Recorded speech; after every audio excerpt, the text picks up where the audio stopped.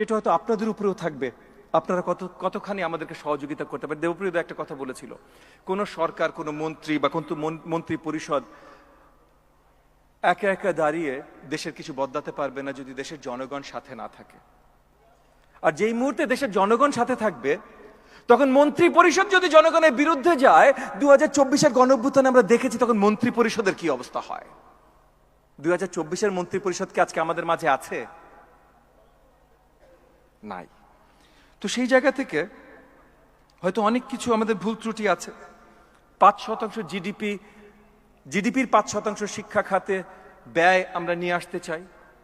এই বছর হয়তো পারবো না, তবে আগামী কয়েক বছরের ভেতরে মাননীয় প্রধানমন্ত্রী পরিষ্কার করেছেন ইলেকশন ম্যানিফেস্টোতে যে আমরা সেটা নিয়ে আসব।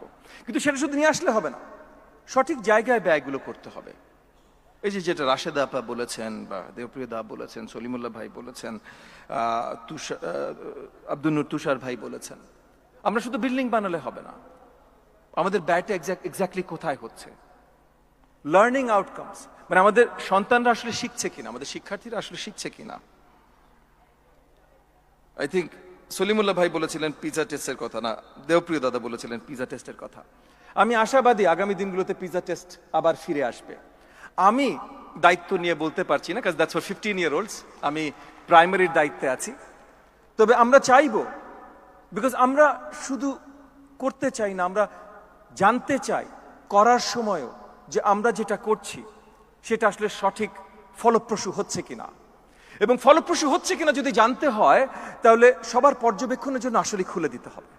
আমরা যদি পর্যবেক্ষণের জন্য খুলে না দিই, তাহলে ফলপ্রসূ আমরা বলবো আসলে কি হচ্ছে, সঠিক চিত্রটা আমরা কখনো পাবো না।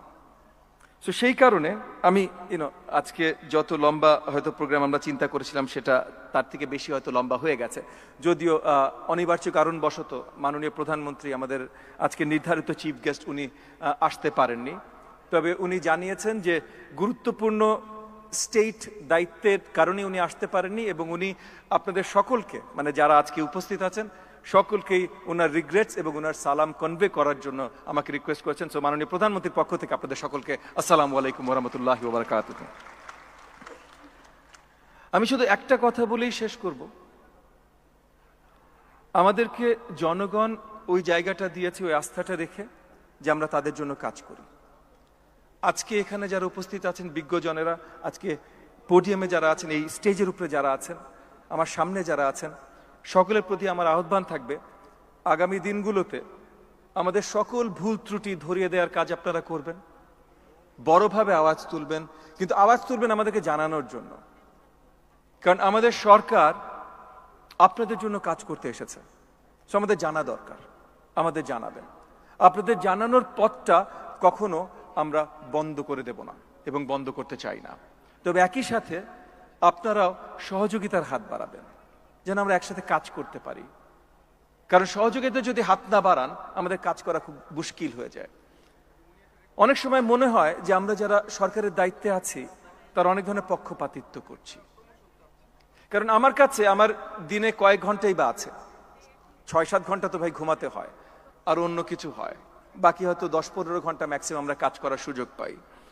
তো প্রতিদিন এই 10-15 ঘন্টার ভিতরে 7-8 ঘন্টা থাকে সকলের রিকোয়েস্ট, কি দরকার, কি প্রয়োজন। এবং প্রয়োজনগুলো অনেক সময় হয় যে আমরা ফেয়ার চাই, আমরা ন্যায্য চাই, আমরা বৈষম্য দূর করতে চাই, কিন্তু আমরা রিকোয়েস্ট করার সময় এই জিনিসটা মনে রাখি না। একটা যে কোনো বড় স্কুলের নাম যদি নেই, আমি প্রত্যেক দিন in the 10s or 100s request পাই, কারোর সন্তান ওই বড় স্কুলের ভর্তি পরীক্ষার সুযোগ পায়নি, কিন্তু ঢুকিয়ে দিতে হবে।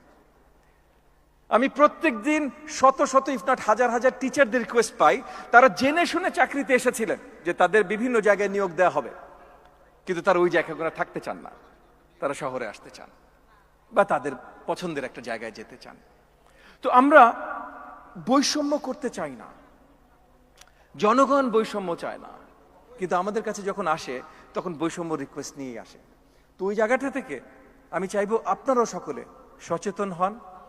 আমি আশা করি আমার এই ছোট্ট রিসার্চের কাজটা আগামী দিনগুলোতে আমাদের শিক্ষা ব্যবস্থায় কিছু সহযোগী রোল প্লে করতে পারে, হয়তো কিছু দিক নির্দেশনার রোল প্লে করতে পারে, এবং আগামী দিনগুলোতে আমিও চেষ্টা করব আপনাদের সকলের কাছ থেকে আরো অনেক বেশি জানতে, যেন আগামী দিনে কেউ না কেউ আমাকে এরকম একটা স্টেজে বসিয়ে বলে যে আমি অনেক জ্ঞানী এবং তারা শিখছে। আজকে যেমন আমি আমার সকল বিজ্ঞ যারা আছেন, আমার রেসপেক্টেড যারা আছেন এই স্টেজে, যাদেরকে বলছি যে ওনারা জানেন আমি ওনাদের কাছে শিখতে চাই। আপনারা সকলে আমার জন্য দোয়া রাখবেন এবং এগেন পাঞ্জারিকে সহযোগিতা করবেন, তারা কষ্ট করে যে বইটা ছাপিয়েছে তার জন্য কয়েকটা বিক্রি করতে পারে। আপনাদের সকলকে অসংখ্য ধন্যবাদ। আসসালামু আলাইকুম ওয়া রাহমাতুল্লাহি ওয়া বারাকাতুহু।